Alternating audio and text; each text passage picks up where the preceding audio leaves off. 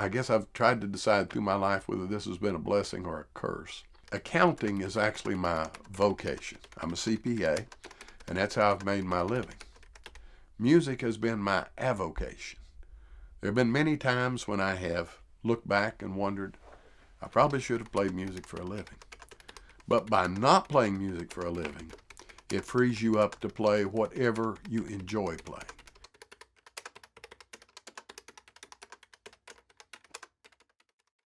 My first experience with the banjo came when Dad borrowed a banjo and brought it into the house one night. Dad loved banjo music. Dad picked at the banjo, but to be fair, and he would be the first one to tell you, he never really learned to play the banjo. And I picked it up and tried to play it, but I played it like it was a guitar, or tried to, and just wasn't having any luck. And I took the banjo, leaned it against the wall in the bedroom, and during the night, I woke up, and I guess in my sleep, in my mind, I had an idea how to approach playing the banjo. Now, it wasn't the absolute best way, but I got up, sat down on the floor, leaned against the bed, and sat there for a couple hours just messing with that banjo and beginning to play some songs on the banjo. Now, when I first started learning to play the banjo, I was used to, and I would watch this with Dad on Friday nights, we would see the Lester Flatt and Earl Scruggs show. And for those of you who are familiar with banjo, you know that Earl was the man, the father of picking three-finger style on the bluegrass banjo.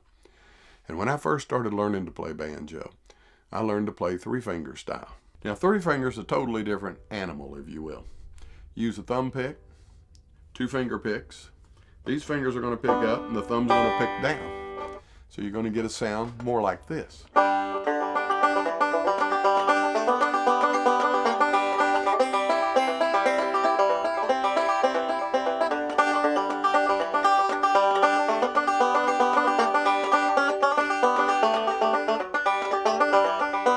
That was the way I started out playing, and to this day I still play some three-finger or bluegrass banjo. But then one day, I was in a record shop in Ashland, Kentucky, and I saw this album, long-playing album, for those of you who know, and it was Uncle Dave Macon. It was a record, an album, again, long-playing, 33 1/3, that was made from old 78s. And I bought that really for Dad. But as I listened to it, I heard what people today call old-time banjo for the very first time. And I was really struck with that. Now, I liked bluegrass. I still like bluegrass. But old-time music is where my heart really is. Old-time music is that form of music that existed really pre-bluegrass. A lot of the instrumentation is the same, but the styles are different. It's not as slick, if you will, as bluegrass music.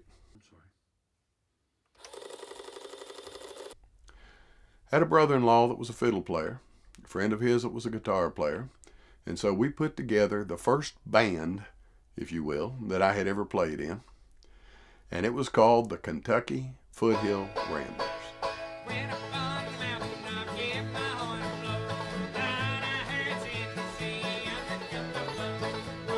Our first performance of any note was when we played a festival in Greenup, Kentucky in 1970. And I'm telling you, I was hooked. Playing in front of an audience is just a real thrill, particularly when you play music and they enjoy the music that you play. This was during the period when old-time music festivals were first getting started. And again, we're in the early 70s here, in places like Ivydale, West Virginia. And these festivals were just a wonderful time, because all these people came together, the mountain people, the young people, such as myself at that time, who were learning to play, and the back to the landers all came together and just enjoyed the music together. If anyone needed anything, someone else was willing to share with them. And during this time, I got exposed, really for the first time, to a lot of different old-time banjo pickers. This is how I was able to pick up the clawhammer style of old-time banjo. You pick a string down, your thumb will come down, then you pick the string again, and your thumb will get the fifth. So it'll start out sounding like this.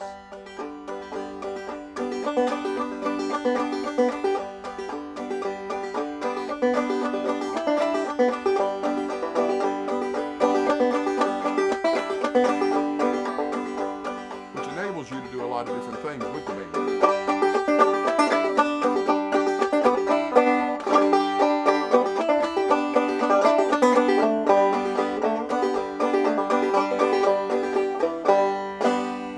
We were playing this one festival, and we're getting ready to go on stage, and I'd had a few.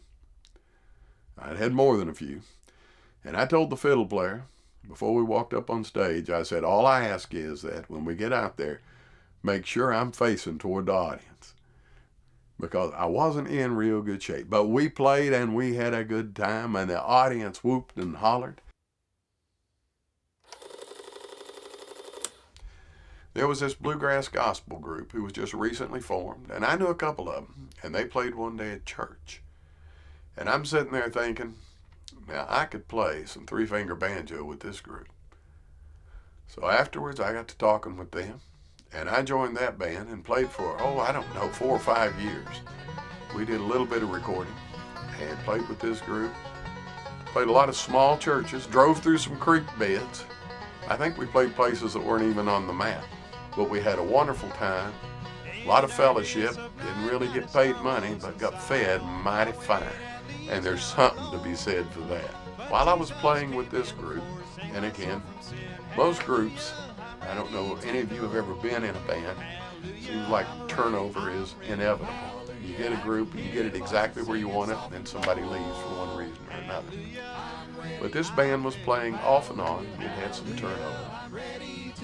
And there was another band that had broken up and decided they wanted to start an old-time band. So the fiddle player for this band calls me and asks me if I'd consider playing banjo old-time style with them. He said we could do this or we could do that, and I said, I'll tell you what I'll do.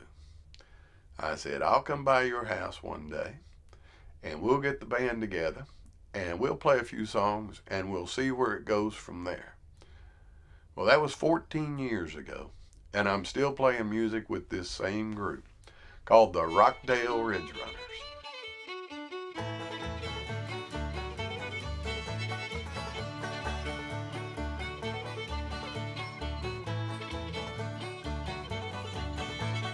We've played all over Middle Tennessee and Northern Alabama. Seems like, I'm not sure what this says about us, but it seems like we're more popular in Alabama than we are in Tennessee. You go down there and you get the crowds that are my favorite kind of crowd, those that are starved for entertainment.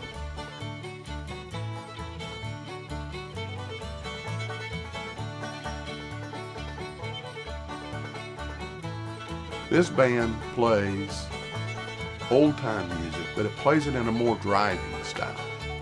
And therefore, when we play, we get lots of dancers at the festivals we play. And we just have a wonderful time. Playing music is, for me, one of the greatest joys in life. Everybody, I think, should play music. A fella asked me in the office the other day, he said, do you believe that everybody can play music? And I said, yes, I do. I'm not saying people can play it to a level where they can play for 10,000 people. I'm not saying that. But everybody can, I believe, play music at a level in which they can enjoy it. If you learn how to play music, you can entertain yourself. It's a great pleasure. I enjoy playing for people. If I had to get on stage and talk to probably 80 people and do a speech, I'd be nervous. But I can take that banjo and climb on stage to entertain the people. And we have just a wonderful time, and so do they. Because the audience can tell when you enjoy what you're doing.